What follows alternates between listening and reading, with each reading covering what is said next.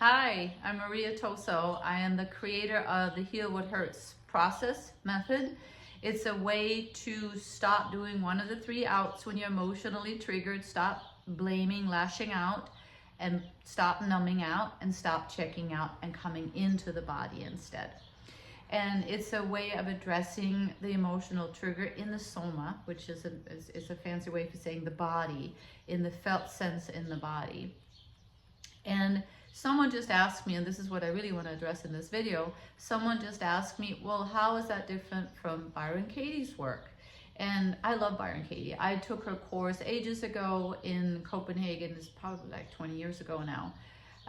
And her work, if you're not familiar with it, it's worth looking into.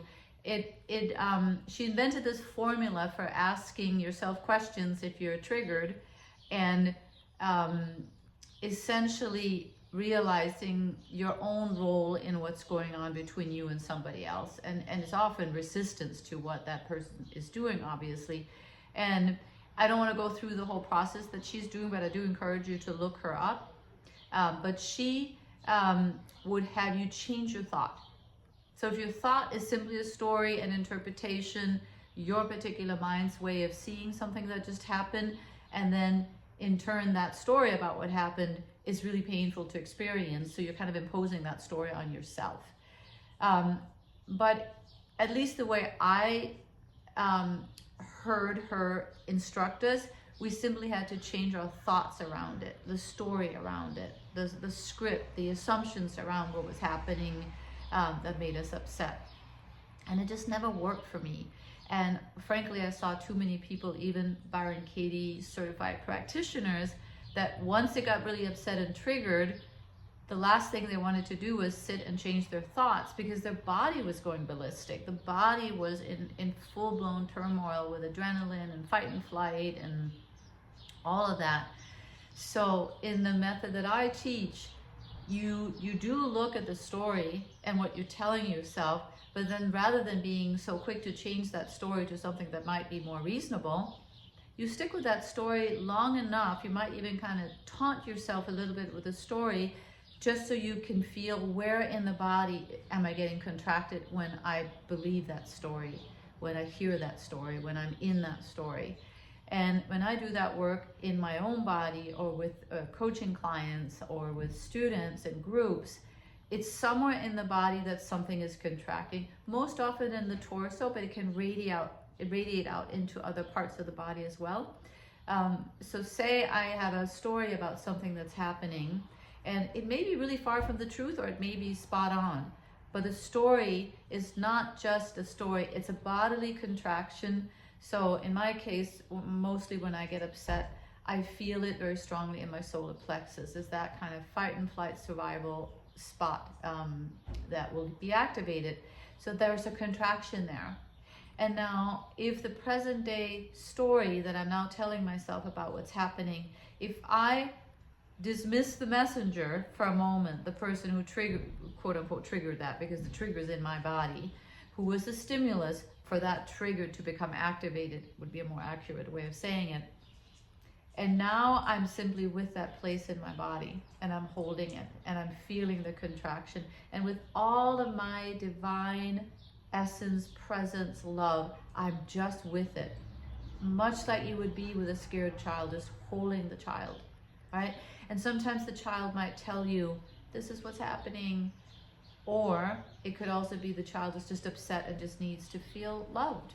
Because what's triggered in the body when we're emotionally reactive is usually some version of, I'm not loved, I'm not safe, I don't belong. Most of the stories, if not all the stories, I can't think of all of them, but seem to have that in common. Not feeling safe, not feeling loved, not feeling like you belong. So then you feel that in the body, and then I would ask myself, or ask a client, what does that remind you of? And then suddenly you might well be flooded with memories of a time when you were much younger than you are right now, and you're kind of remembering another time when you felt this way. And there's this charge in the body around that. And then when you bring all your presence to that, and maybe even cry the tears that you never cried at the time, or hold that place and allow that place to relax within, it's like the charge of the contractions in the body, it lessens. And then you can be scientific after that. It's like, okay, now we've applied some loving presence, some holding, some listening to that place in the body. And then we try again with the scary story that again may or may not be true about what's happening in the present moment. And you tell yourself that story again, and all of a sudden it's you're not in as much fight and flight or check out or numb out or reactive mode. There's a softening, and you can look at it more rationally, like you've tended to that childish part of yourself that was activated. So now the adult can assess whether what's happening right now is as threatening as it seemed a moment ago.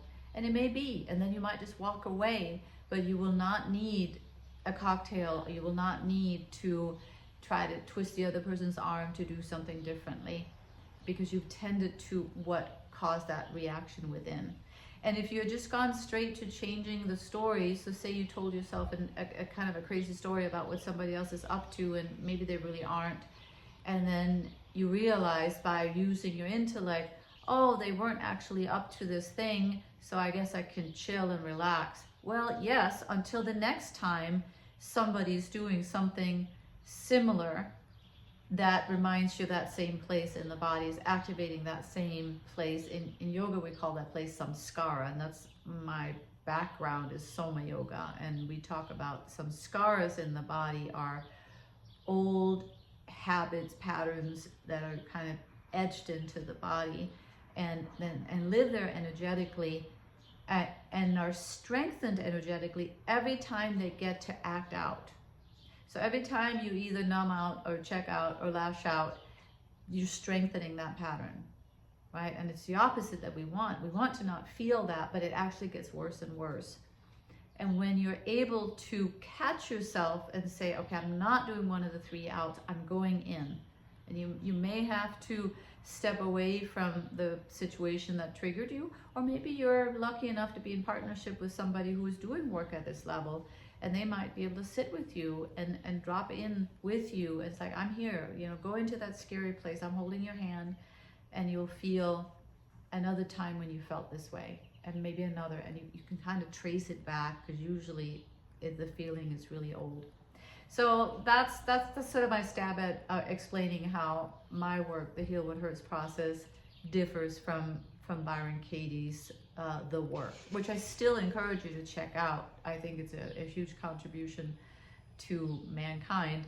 It just wasn't enough for me and the people I have worked with, and we may be more wounded than the average person. I don't know, because I know that many people have gotten great benefit from Byron Katie's work. This is just a level that takes more of the energy field of the body into consideration and uses the power of your own presence to heal what's hurt. So check out my work, mariatoso.com. I run 8-week courses where you learn how to do this for yourself. You will become skilled, masterful even, at recognizing when you're triggered and when you're about to do one of the three outs, and that will be this amazing sacred opportunity to go in instead. So if you think of it that way, being triggered is not so bad, because it's an opportunity to heal something that's showing itself. When you're not triggered, you can walk around and not know that it's there, kind of forget that you have this thing, but you're usually clever enough. It's kind of magic how we draw into our lives just the people, just the situations that will poke right at these old triggers. And that can be discussed at what point is that too much. If it's like an endless triggering and it's just a lot of out, then it's just getting worse and worse, and no healing is really happening. But if it's someone you love who does trigger you, and you probably trigger them too, it usually goes hand in hand like a mirror, that is also willing to look at it as, okay, we triggered each other again. I'm being triggered on something old and painful in me, and you're being triggered on something old and painful in you. Can we heal together? And with enough mindfulness, masterfulness, willingness to not numb out, not lash out, not blame, not check out. That's a new way of being together, which is really exciting. So check out my work on mariatoso.com. I would love to serve you, support you, either as a private coaching client or in one of my courses where you learn it with a group. Either way, it's going to be a game changer if you're someone who engages in a lot of ouch when you're triggered.